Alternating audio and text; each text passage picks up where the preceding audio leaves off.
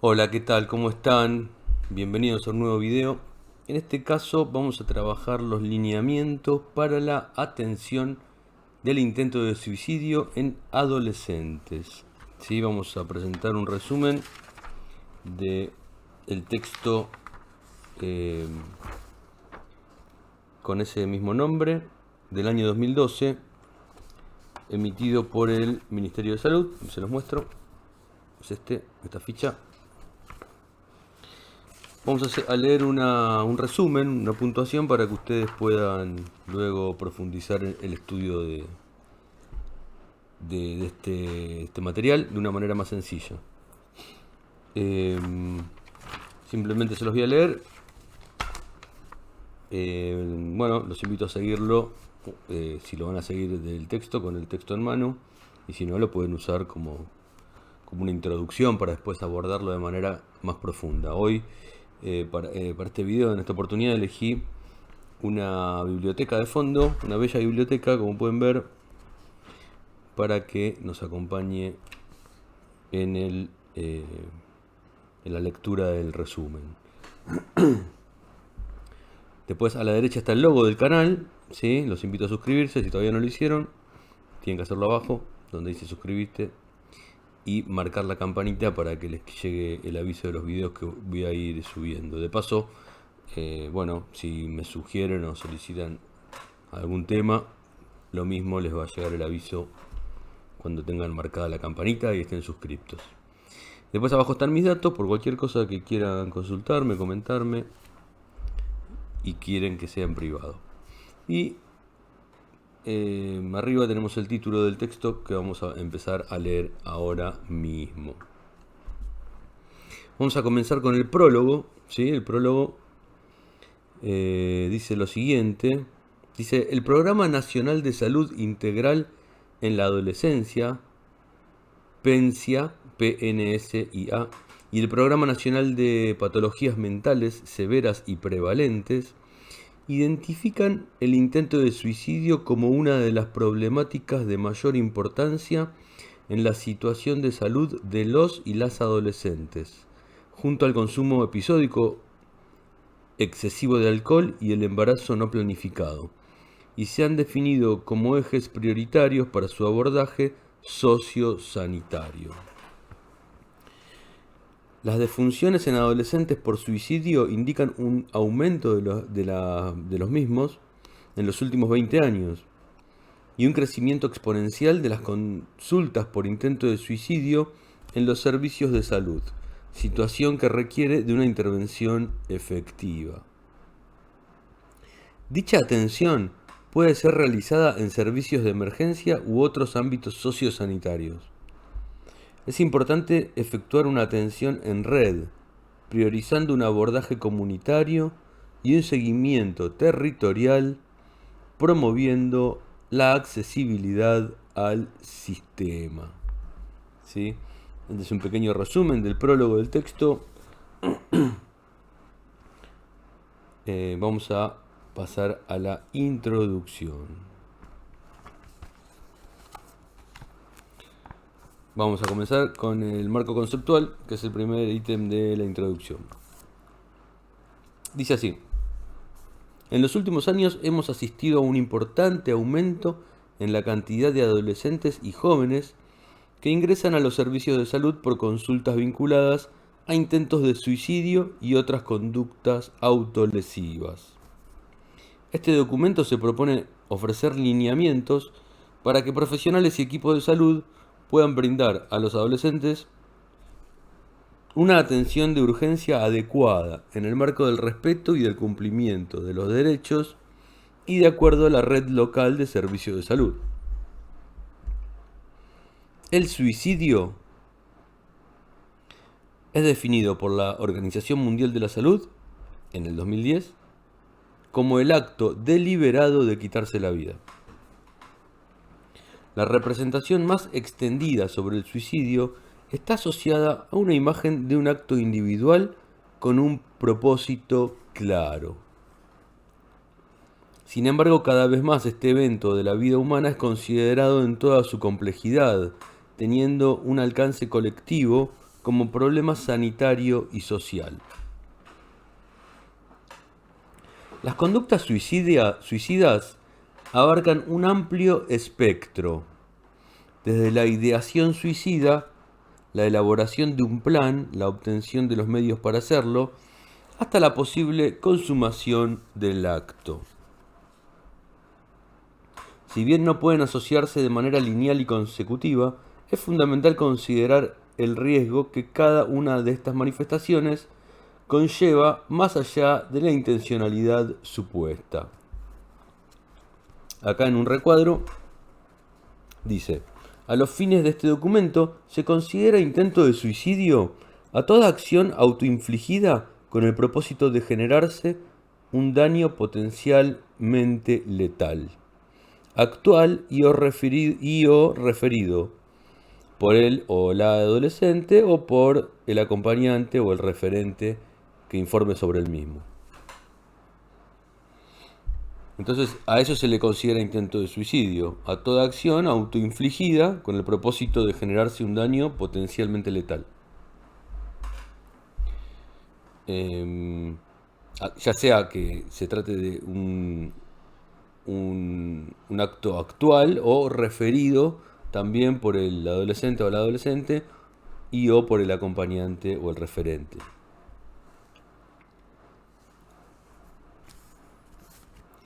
En la adolescencia, los cortes o autolesiones deliberadas en el cuerpo suelen ser frecuentes y no necesariamente implican riesgo suicida. Asimismo, la ideación suicida es un tipo de respuesta o reacción habitual. La ideación suicida es un tipo de respuesta habitual en esta franja etaria, y su gravedad reside en la persistencia o en la estabilidad temporal de la misma. O sea, la gravedad radica en la persistencia de la ideación o la estabilidad temporal de la misma ideación. Diversas investigaciones se han ocupado de averiguar los factores que los adolescentes ubican como causales de su intento suicida, identificando entre ellos la inestabilidad familiar por peleas o incomunicación, la pérdida de un ser querido, el aislamiento social y los sentimientos de soledad y de fracaso. Otros autores sitúan dicha problemática adolescente en función de los cambios propios de esta etapa evolutiva o como el efecto de un debilitamiento cada vez mayor de los lazos sociales sufridos por los jóvenes. Fíjense, ¿no?, qué temas tan centrales los que ubican las investigaciones como recurrentes factores que producen los intentos de suicidio. Vamos a leerlos de vuelta. La inestabilidad familiar por peleas o incomunicación, la pérdida de un ser querido, el aislamiento social y los sentimientos de soledad y fracaso. Todos factores que podemos suponer que en un marco social con el aumento de pobreza y las dificultades que se han avecinado luego de la pandemia, posiblemente se hayan aumentado. Bueno, vamos a ver la situación epidemiológica, entonces, que es el punto que continúa. Situación epidemiológica. Vamos a leerlo. El suicidio es considerado un problema de salud pública grave y creciente a nivel mundial. Según la OMS, por cada muerte por suicidio se registran 20 intentos. La OMS afirma que las tasas de suicidio han aumentado un 60% en los últimos 50 años, y ese incremento ha sido más marcado entre los jóvenes, al punto de convertirlos en la actualidad en el grupo de mayor riesgo en un tercio de los países del mundo, a los jóvenes. El suicidio a nivel mundial se encuentra entre las 3 primeras causas de muerte en las personas de 15 a 44 años, teniendo un alto impacto en términos de años potenciales de vida perdidos. En la Argentina, en los últimos 20 años, la tasa de mortalidad por suicidio creció considerablemente en los grupos más jóvenes, de 15 a 24 y de 25 a 34 años, mientras que se redujo significativamente en los grupos de más edad, como son los mayores de 55, que históricamente registraron las tasas más altas, ¿sí? O sea que se invirtió esa estadística. Resulta significativo el crecimiento progresivo de las tasas de suicidio en los y las adolescentes y jóvenes, siendo los varones quienes contribuyen principalmente a dicho aumento. En promedio son las mujeres quienes cometen más intentos, mientras que los varones lo consuman en mayor medida. Actualmente es la segunda causa de defunción en el grupo de 10 a 19 años. Desde los primeros años de la década del 90 a la actualidad, la mortalidad por suicidios en adolescentes creció más del 100%. Hay que destacar que en prácticamente todas las provincias de Argentina, las defunciones por suicidios en la adolescencia están en aumento. Esta no es una característica aislada de nuestro país, sino que ocurre lo mismo en otros países de la región y del mundo. En cuanto a las tasas de suicidio por provincias, las más afectadas en el último trienio son Neuquén, Chubut, Santa Cruz, Tierra del Fuego, Salta y Jujuy. Fíjense, todas las provincias más alejadas con menor índice de población, o sea, el norte y el sur. Esta es una información de la Dirección de Estadística e Información de Salud del Ministerio de Salud de la Nación.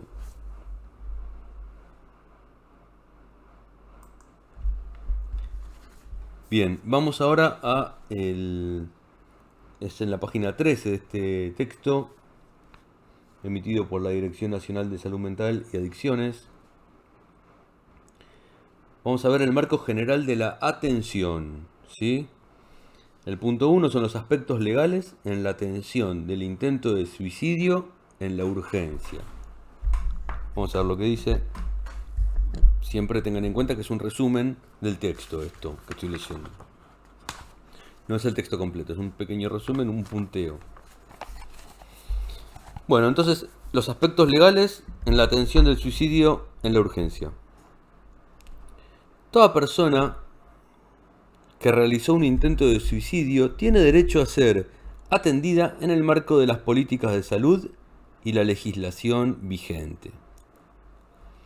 El equipo de salud tiene prioridad de asistir a los niños, niñas y adolescentes sin ningún tipo de menoscabo o discriminación.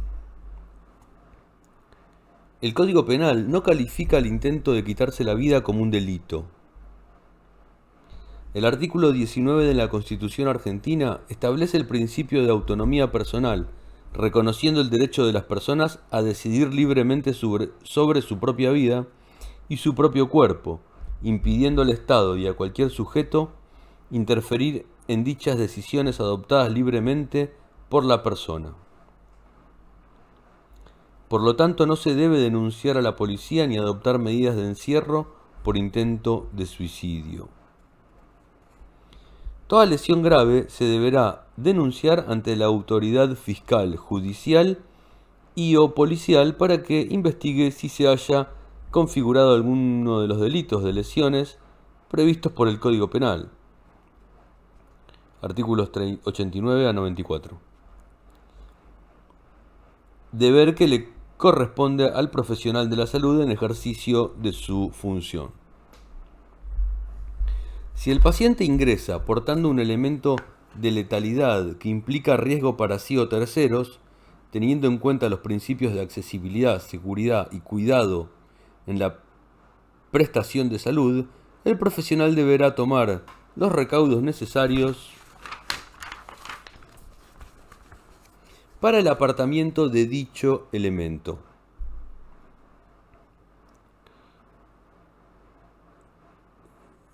el siguiente subítem, o el primero que aparece, es deber de comunicar. Es un pequeño apartado dentro del marco general de la atención. Deber de comunicar. Considerando que el adolescente que comete un intento de suicidio se encuentra en situación de vulnerabilidad o amenaza grave de derechos del niño, niña o adolescente, es obligatoria la comunicación a la autoridad administrativa de protección de derechos del niño que corresponda en el ámbito local. Es preciso tener en cuenta la diferencia entre la denuncia y la comunicación. Hay una distinción entre denuncia y comunicación, ¿sí? Entre la denuncia, puesto que la denuncia es la comunicación que se hace de la comisión de un delito, infracción o falla dirigida a los organismos destinados a la investigación de dichos actos, en tanto que la comunicación puede no versar sobre los mismos, sobre actos delictivos. Se debe dar respuesta enmarcada en el principio de corresponsabilidad e intersectorialidad que promueve la instauración de una práctica de asunción de responsabilidades en el marco de un trabajo coordinado en red con los distintos efectores comunitarios.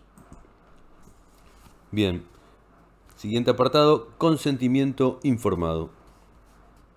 En cuanto su estado de conciencia lo permita, deberá obtenerse el consentimiento informado del propio adolescente. Punto. Del propio adolescente. Es necesario que él o las adolescentes tengan oportunidad de exponer sus opiniones libremente y que sean consideradas, debiéndoseles suministrar información sobre su estado de salud, los tratamientos que se le propongan y sus efectos y resultados. Siguiente apartado. Derecho a la privacidad e intimidad, confidencialidad en la consulta. Los trabajadores de la salud tienen el compromiso de asegurar la confidencialidad de la información médica referente a los adolescentes. Esa información solo puede divulgarse con consentimiento del adolescente o sujeta a los mismos requisitos que se aplica en el caso de la confidencialidad de los adultos. Los adolescentes pueden recibir asesoramiento fuera de la presencia de los padres. Siguiente. Información y apoyo a los padres. Será imprescindible proporcionar información adecuada y apoyo a los padres para facilitar el establecimiento de una relación de confianza y seguridad con él o la adolescente.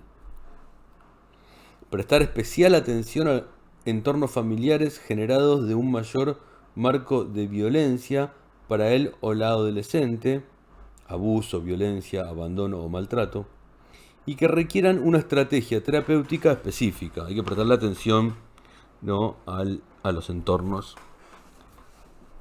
del consultante, de la persona que viene en la urgencia. Bueno, responsabilidad legal del profesional tratante. Siguiente apartado.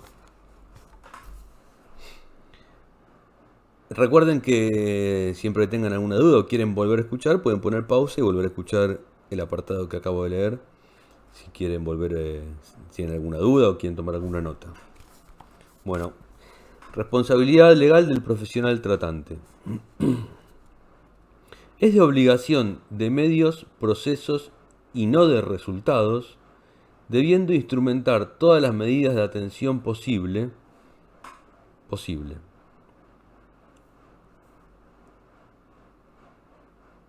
Incluso se encuentra prohibido a los profesionales de la salud prometer la curación. El equipo de salud en todos los casos debe evaluar la situación del paciente primero y luego atender las responsabilidades de comunicar. Acá hay un marquito, un cuadrito que dice así. Se promueve la atención en servicios de salud amigables que favorezcan el establecimiento de una relación de confianza y seguridad de manera tal que los o las adolescentes puedan recurrir en casos de necesidad. Es fundamental privilegiar la escucha y no intervenir desde la sanción moral. Un aspecto esencial de la asistencia es tener en cuenta el interés superior del niño, niña y adolescente y el respeto por sus puntos de vista en todo momento. Muy bien, vamos a pasar ahora al capítulo siguiente, que son las recomendaciones para un abordaje integral del intento de suicidio.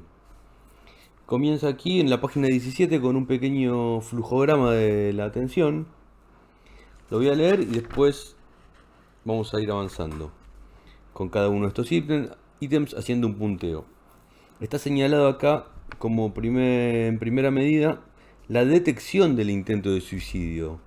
Es la primera instancia, detectar el intento de suicidio, ya sea porque se produce en una consulta de salud de rutina, o la línea telefónica de emergencias, o en algunos otros ámbitos comunitarios se produce la detección del intento de suicidio. De esta manera se pasa a la derivación de este caso para su atención, que se puede llevar a cabo en la atención en el ingreso por guardia en una institución de salud, donde se tomarán las medidas iniciales de cuidado de la persona que configura este caso de intento de suicidio. Luego tenemos la evaluación y estabilización de los síntomas físicos y psíquicos, para pasar luego a la evaluación de riesgo, como en una segunda instancia, ¿no? Ya pasando luego, una vez que se detectó, se derivó por la atención y se tomaron las medidas iniciales de cuidado y se hizo una evaluación y una estabilización del cuadro, pasamos a una evaluación del riesgo, a las estrategias terapéuticas inmediatas que han de aplicarse y las estrategias terapéuticas a mediano o a largo plazo para mantener el estado al que se llegó en la estabilización.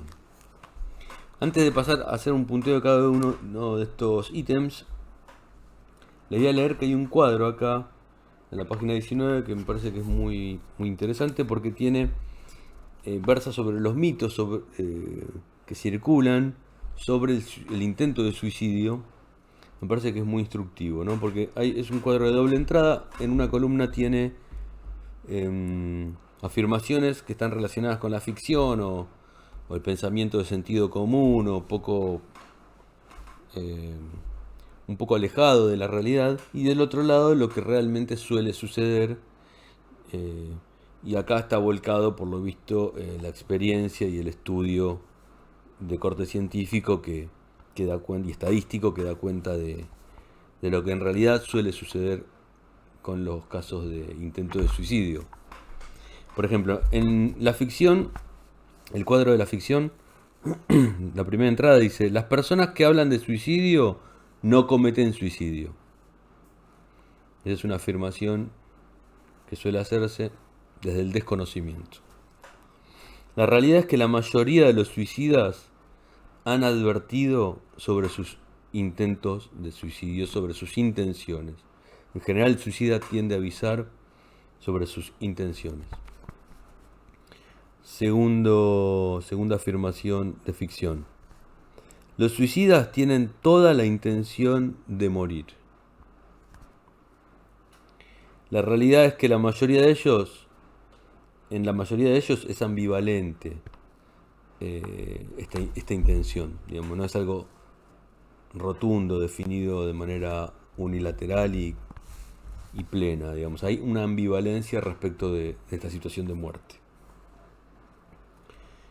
Se suele decir también que la mejoría después de una crisis significa que el riesgo de suicidio se ha superado. Sin embargo, la realidad indica que muchos suicidios ocurren en el periodo de mejoría, cuando la persona tiene toda la energía y la voluntad para convertir los pensamientos de desesperación en actos destructivos. Luego tenemos la siguiente afirmación de ficción. No todos los suicidios pueden prevenirse. Esto es verdadero, pero la mayoría es prevenible, dice acá. Luego la última afirmación, una vez que una persona es suicida, lo es para siempre.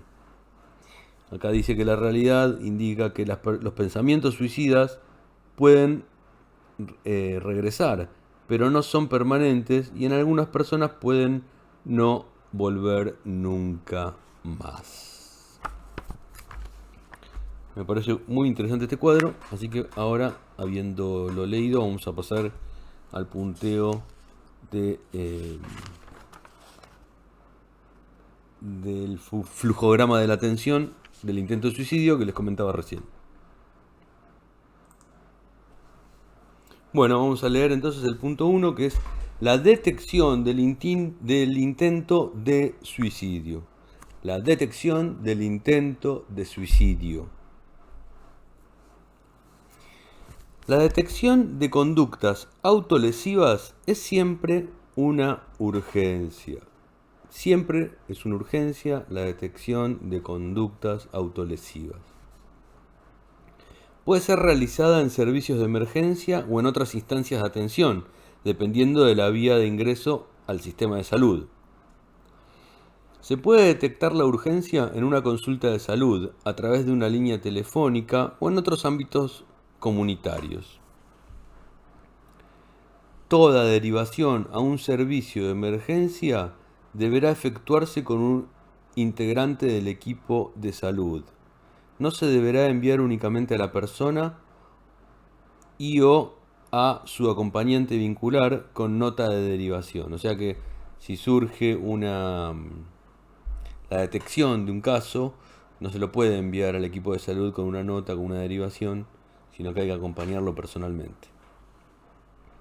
La mejor forma de detectar si la persona tiene pensamientos suicidas es preguntándolo.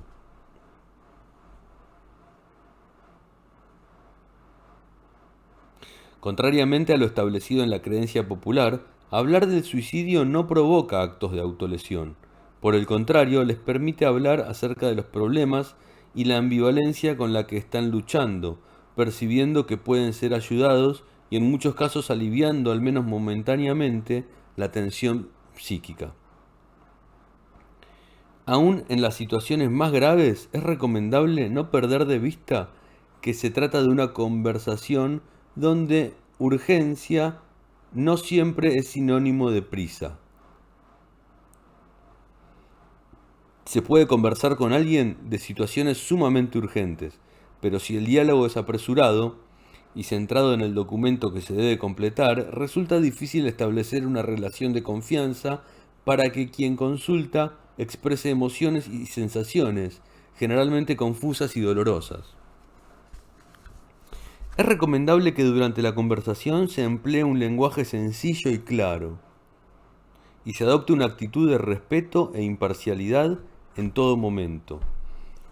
Es importante responder con sensibilidad a la revelación de la información privada.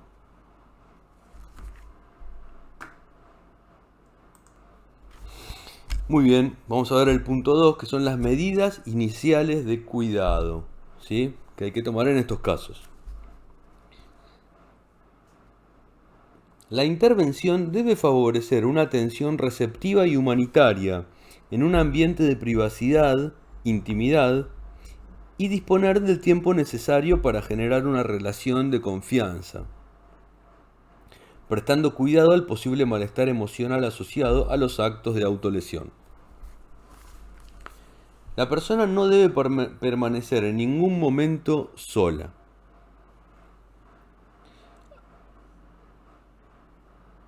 Hay que identificar en el entorno acompañante la presencia de algún referente vincular que pudiera resultar tranquilizador y colaborador durante el proceso de atención. No dejar al alcance elementos potencialmente peligrosos, ¿sí? Como armas, bisturí, elementos punzantes, medicamentos. Y revisar que no tenga consigo elementos riesgosos. Evitar cercanías con puertas y ventanas. No desestimar los relatos ni emitir juicios morales o de valor. ¿Sí? Esta es una indicación básica en el desempeño cotidiano del psicólogo. ¿Sí? No desestimar, no subestimar los relatos, o sea, darle la debida importancia a la palabra del paciente. Y no emitir juicios de valor o morales. ¿Sí? Vamos al punto 3.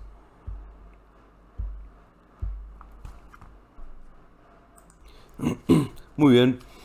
El punto 3 es la evaluación y estabilización de los síntomas físicos y psíquicos del paciente.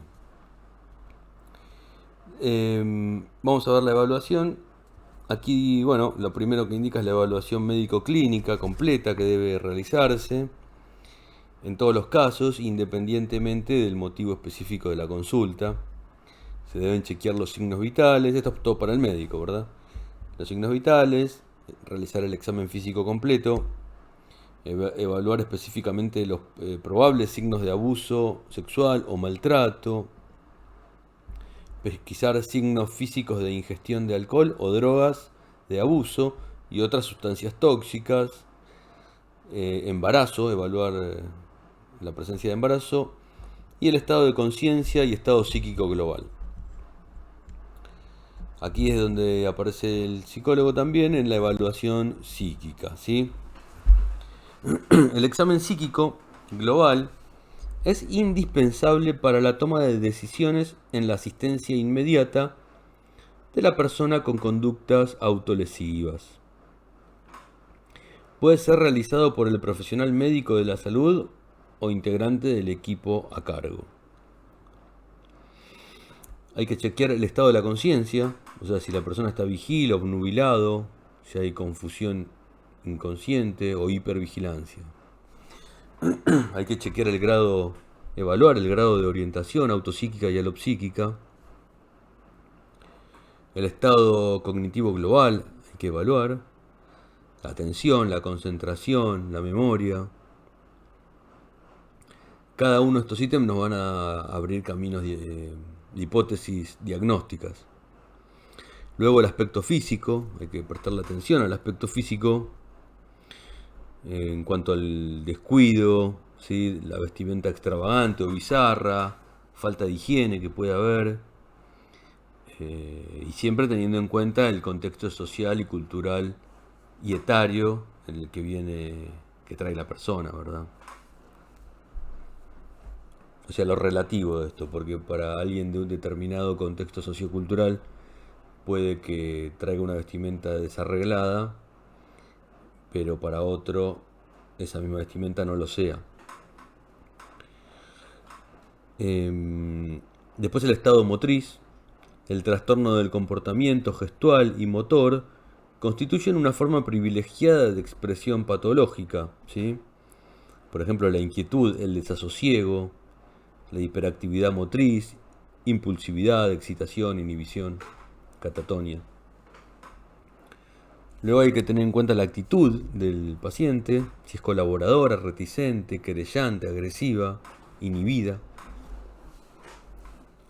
El lenguaje, que puede ser verborrágico, puede haber mutismo, habla espontáneamente, si habla espontáneamente, puede haber neologismos. Hay que prestar atención a estos indicadores. Después el curso y el contenido del pensamiento. Las alteraciones de la sensopercepción, alucinaciones visuales, auditivas, olfativas, sinestésicas. Luego la afectividad, hay que prestar atención a la afectividad que trae el paciente, humor expansivo, de tipo maníaco, o deprimido, humor deprimido, depresivo, o indiferencia afectiva, la habilidad emocional. Hay que evaluar y tener en cuenta el sueño, si hay insomnio o hipersomnio, Luego hay que tener en cuenta la actitud alimentaria de la persona, ¿verdad? Si hay anorexia negativa, negativa a comer, hiperorexia. Y después el juicio, si está conservado o hay un desvío del juicio. Se debe prestar especial atención y tomar medidas de cuidado necesarias frente a la persona que presente nivel de ansiedad alto, llanto incoercible, actitud o conducta lasciva, amenazas verbales o actitud amenazante, retraimiento, hermetismo, mutismo o catatonia, actitud desconfiada, temerosa o francamente paranoide, estado alucinatorio franco o confusión mental. Ante esos casos hay que tener especial atención. Cuando aparecen esos síntomas hay que prestar especial atención. Vamos a pasar al siguiente punto, que habla sobre la estabilización de estos casos, de estos cuadros. Bien, los puntos entonces de la estabilización dicen así. Primero que nada, el tratamiento médico habitual de los síntomas físicos y las lesiones si las hubiera, ¿sí? Tratamiento de los síntomas psíquicos que se desprenden en la urgencia, priorizando la intervención verbal. Primero hay que priorizar la intervención verbal. Hacer uso de la intervención farmacológica y o contención física en caso de ser necesario. Se impone realizar un diagnóstico diferencial entre intoxicación por sustancias de abuso, medicamentos u otros cuadros de causas diversas, orgánicas, metabólicas, entre otras, y o trastorno mental, ¿sí? O sea que hay que hacer un diagnóstico diferencial entre intoxicación y trastorno mental. Tener en cuenta que en estos cuadros puede coexistir y requieren tratamiento médico causal o específico. En caso de excitación psicomotriz franca, que no responde a la contención verbal, implementar contención medicamentosa y o física, teniendo la precaución de que la sedación no interactúe o potencie los efectos de otro cuadro. Muy bien. Esos fueron los puntos de la estabilización. Ahora vamos a ver la evaluación del riesgo que hay que realizar una vez que el paciente ya se ha estabilizado. Está indicada la evaluación del riesgo en todas las personas que hayan realizado algún intento expresando ideas o intenciones suicidas o cuyas acciones lo sugieren aun cuando ellos formalmente, digamos, explícitamente lo nieguen. ¿A quiénes hay que entrevistar? Bueno, al adolescente, al adulto referente y o núcleo familiar acompañante, a otros referentes, pares presentes o que considere pertinente convocar. Por ejemplo, novia, novio, amiga o amigo, vecino, maestro. Siempre se deberá convocar a los adultos responsables a cargo. En caso de que no estuvieran presentes, se convocarán de inmediato y se aguardará su presencia para completar la evaluación. Si no se cuenta con referentes adultos a cargo, se debe comunicar a la autoridad administrativa de protección de derechos del niño y el adolescente que corresponda en el ámbito local, asegurando la confidencialidad de la información aportada por él o la adolescente.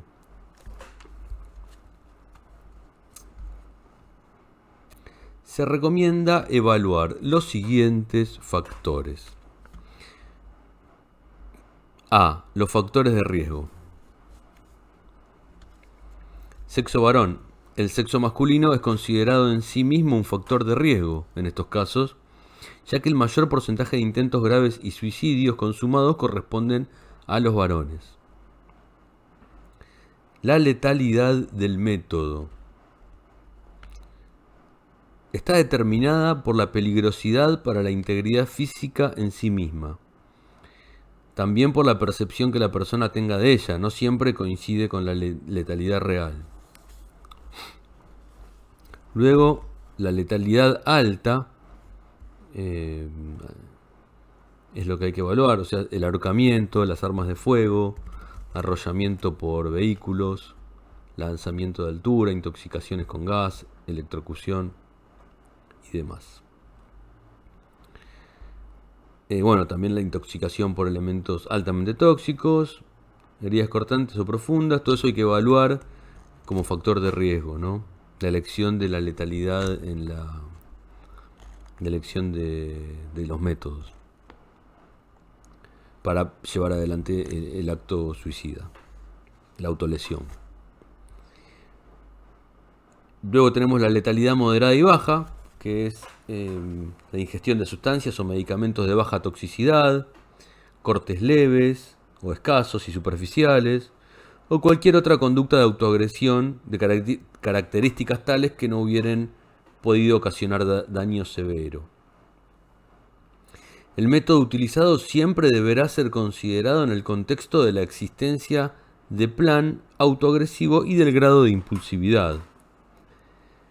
Los métodos de muy alta letalidad son factores de altísimo riesgo, independientemente de la existencia de un plan, del motivo desencadenante y de la manifestación o negación de la intención suicida. Bueno, punto 3, planificación del acto. Hay que entonces evaluar esto también, como uno de los factores, la planificación del acto por parte del paciente. Si hay existencia de un plan, de una planificación, puede ser que haya notas o cartas escritas, que pueden llegar a ser escritas fácilmente, o la existencia de un plan reiterado en el tiempo, que puede llegar a ser informado también por los acompañantes, incluso por el paciente mismo. Hay que evaluar las circunstancias también en las que se concretó el plan. Hay que tener en cuenta el grado de impulsividad que llevó adelante la persona, que puso en práctica la persona, si se llevó adelante sin la posibilidad de reflexión, generalmente en un contexto de conducta disruptiva o violenta y de manera muy abrupta, que pueda ser imposible interrumpirlo por otros, intervenir. La impulsividad es considerada en sí misma un factor de riesgo también, ¿no? Pacientes con un alto grado de impulsividad o dificultad para el control de los impulsos, hay que tenerlo en cuenta, ya que la impulsividad puede producir que se consuma el acto justamente por eso, ¿no? En tanto se la considera un factor de riesgo en sí misma. Luego tenemos la actitud y el afecto posterior al intento, eso es otro punto que hay que evaluar. Es decir, si luego el intento no procura asistencia, si trata de impedir o dificultar su rescate, si no manifiesta arrepentimiento o alivio por haber fallado, si se muestra indiferente o con poca conciencia del riesgo al que se expuso, eso también hay que evaluarlo como factor de riesgo. Luego, otro punto es el estado psíquico que tiene la persona al momento de la consulta. Hay que tener en cuenta si está en confusión, si está confuso o nubilado, si hay excitación psicomotriz, si hay expresión manifiesta de los planes de autoagresión, si hay ideación implícita de autolesión de muerte o suicida. Bueno, el estado psíquico también es un factor que hay que considerar cuando se está haciendo la evaluación.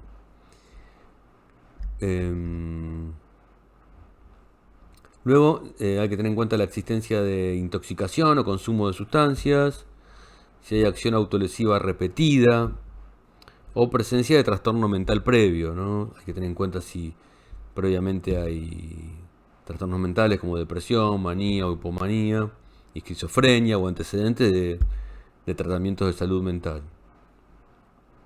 Si hay existencia de patología orgánica grave o crónica o terminal. Y si hay existencia de algún evento estresante, desencadenante del acto o de la ideación autolesiva. El siguiente punto a considerar es el contexto sociofamiliar. Esto es muy importante. Hay que considerar si hay facilitación o inducción explícita o implícita por parte del adulto. Si hay actitud desinteresada o negligente del adulto frente al hecho. La historia familiar, si hay historia de suicidios consumados o de intentos de suicidios. Historia de violencia intrafamiliar, historia de abuso sexual y maltrato, si hay existencia de patología grave a nivel o crónica en alguno de los miembros de la familia, la existencia de patología grave o crónica en alguno de la familia, la red familiar actual insuficiente o poco continente. Bueno, todo lo que hace al contexto sociofamiliar es importante evaluarlo lo que mayor se pueda, porque muchas veces surgen muchos elementos de utilidad para intervenir. Muy bien. Perfecto. Leímos los factores de riesgo. Hicimos un punteo de los factores de riesgo a considerar. Ahora vamos a leer los factores de protección, ¿sí? Vamos a leer los factores de protección para estos casos. Es imprescindible evaluar y fortalecer los recursos, capacidades y potencialidades de la persona y de su entorno. Por ejemplo, los patrones familiares, si hay buena relación con los miembros de la familia o apoyo de la familia, hay que tenerlo en cuenta. Todos los puntos positivos hay que tenerlos en cuenta para potenciar, ya que son las herramientas desde las cuales se van a poder realizar intervenciones más eficaces. El estilo cognitivo y personalidad de la persona, si tiene buenas habilidades sociales, confianza en sí mismo, y si ha logrado buscar ayuda, o sea, si tiene la capacidad de buscar ayuda cuando surgen dificultades. Los factores culturales y sociodemográficos, por ejemplo, la integración social, la participación en deportes, asociaciones religiosas, clubes y otras actividades, son factores positivos de protección que hay que potenciar y evaluar si existen para potenciarlos. Las buenas relaciones con los pares y adultos y el apoyo de personas relevantes como maestros, etc. Vamos a ver ahora entonces el punto 5. Hasta acá leímos toda la evaluación de riesgo y de los factores de riesgo y los factores de protección, ¿sí? Que hay que tener en cuenta al momento de abordar un caso de intento de suicidio. Ahora vamos a ver las estrategias terapéuticas inmediatas. Luego las estrategias terapéuticas a mediano plazo, que son que deben aplicarse o sobre las que hay que pensar las intervenciones. Bueno, las estrategias terapéuticas inmediatas. Tenemos punto A: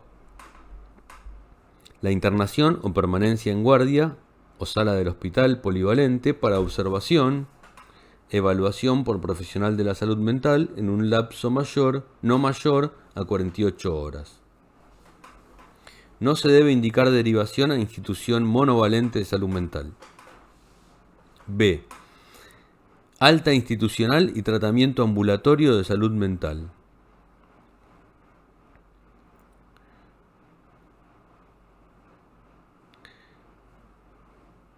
La presencia de alguno de los siguientes factores de riesgo asociado al intento de suicidio o autolesión configura una situación de riesgo inminente y requiere la interconsulta con el equipo de salud mental previa al alta. Acción autolesiva grave, con método de alta letalidad, acción llevada a cabo con alto grado de impulsividad, persistencia de la ideación suicida, antecedentes de intento de suicidio, consumo perjudicial de alcohol o sustancias psicoactivas, o presencia de patología mental, paciente que presenta episodios de excitación psicomotriz o ansiedad incoercible de cualquier origen, retraimiento severo, antecedentes de retraimiento social y aislamiento grave, historia de situaciones traumáticas, enfermedad grave, ausencia de red sociofamiliar. Si existen dudas acerca de los resultados de la evaluación realizada, se sugiere que la persona permanezca un lapso breve a determinar por el profesional interviniente y según las posibilidades de cada caso. Se realizará una nueva evaluación con la persona o el adulto a cargo que podrá ayudar a ratificar o rectificar algunos de los factores antes mencionados. Se podrá considerar la posibilidad de alta con indicación de seguimiento por el equipo de salud mental cuando se verifiquen todos o algunos de los siguientes ítems. Esto es importante, se puede considerar el alta cuando se verifiquen todos o algunos de los siguientes ítems. La acción autolesiva es de bajo grado de agresión. La ideación es de poca consistencia. El contexto familiar se evalúa como medianamente continente y los referentes vinculares presentan una actitud de compromiso. Se muestra de acuerdo con la necesidad de continuar el tratamiento del paciente. Puede garantizarse el seguimiento. Se dará de alta a la persona garantizando un turno asignado para salud mental y un acompañamiento permanente por un referente afectivo adulto. Muy bien, vamos a ver ahora entonces los últimos dos puntos del texto, de este punteo. Uno es la estrategia, el punto 6 es la estrategia terapéutica a mediano plazo. La estrategia terapéutica a mediano plazo que la evaluación posterior por equipo de salud mental debe ser realizada, ¿sí? Evaluar la situación global y la existencia de riesgo en esta segunda instancia. Valorar los signos y los síntomas que no hayan sido evaluados por el estado físico de la persona, profundizando en aspectos del funcionamiento psíquico y en el efecto que ha producido la permanencia de adolescente en observación. Considerar las modificaciones que pudieron o no haberse producido en ese breve lapso de tiempo, teniendo en cuenta los cambios de actitud o persistencia de la conducta, la disminución de síntomas psíquicos relevados en la urgencia, respuesta al tratamiento farmacológico, si fue indicado, el contexto familiar, el funcionamiento del contexto familiar, si fue continente o no, la existencia de una red familiar y social ampliada que se haya conformado o no. Luego de realizar la evaluación específica, el equipo de salud mental determinará la persistencia, agravamiento o disminución del riesgo y diseñará una nueva estrategia de seguimiento inmediato a corto plazo.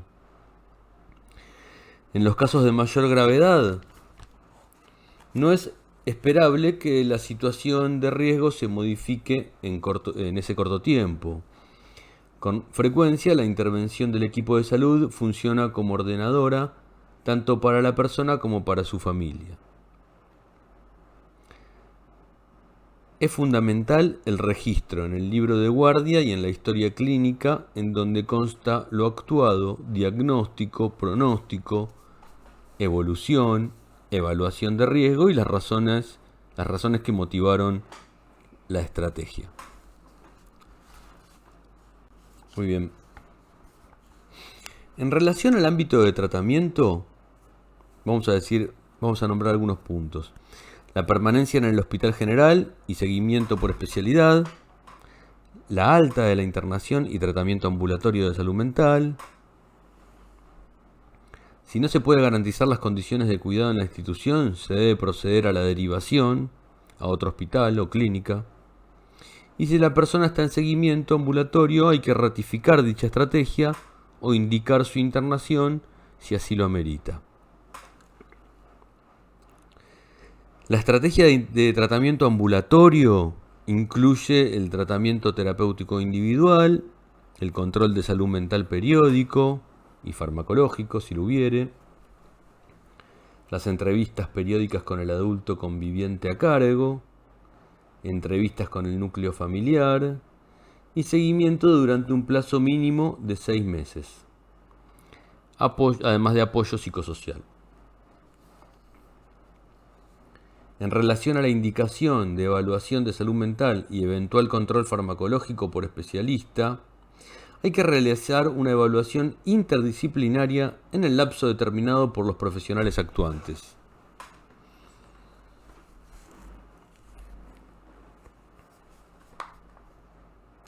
Se recomienda que el equipo de salud debe asesorar a los referentes, a los familiares y al entorno cercano del adolescente en su rol de cuidadores mientras persista el riesgo. Hay que restringir el acceso a métodos que no puedan ser utilizados para autoagredirse mientras la persona tenga pensamientos o planes de autolesión. Preguntar directamente a la persona acerca del intento de suicidio a menudo reduce la ansiedad y permite que se pueda sentir aliviada y mejor comprendida. Cuando los familiares o cuidadores se sientan frustrados, es recomendable que eviten las críticas severas y la hostilidad hacia la persona que está en riesgo de autolesión. El equipo de salud debe ofrecer apoyo emocional a los familiares, cuidadores y cuidadores si lo necesitan. En el ámbito escolar, el rol de los docentes y directivos es destacado. Se recomienda prestar especial atención al contexto áulico.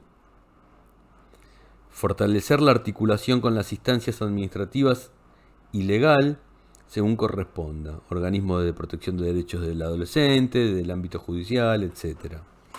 Y se propone complementar el enfoque tradicional de riesgo con la perspectiva de construcción de factores protectores, tanto en el propio sujeto como en su entorno. Construir una red de sostén afectivo y coordinar el apoyo social de los recursos comunitarios disponibles, tanto informales como formales. Es fundamental la presencia de un adulto significativo, el afianzamiento de los lazos afectivos y la inclusión en actividades sociales. La Organización Mundial de la Salud ha sugerido normas claras del rol de los distintos sectores involucrados en la tarea de prevención, como parte de su iniciativa mundial para la prevención del suicidio. Muy bien. Por último, las características del abordaje psicosocial son 4 puntitos. Vamos a leerlas y con eso vamos a ir culminando. Las características del abordaje psicosocial. Fortalecer los recursos de salud y los factores protectores de la persona. Entender la noción de crisis como etapa de la vida por la que todo ser humano debe pasar. La rehabilitación está ligada a la cotidianeidad de las personas. Y por último, la comunidad como nivel de intervención de mayor complejidad e importancia para la salud mental. Bueno, eso es todo. Espero que les sirva esta lectura, este resumen. Después hay un anexo. Anexo 1 y anexo 2, pero se los dejo para ustedes. Creo que con esto que les leí hoy en relación a este tema, tienen como una introducción para después profundizar en los puntos que ustedes crean convenientes. Así que eso es todo por este video.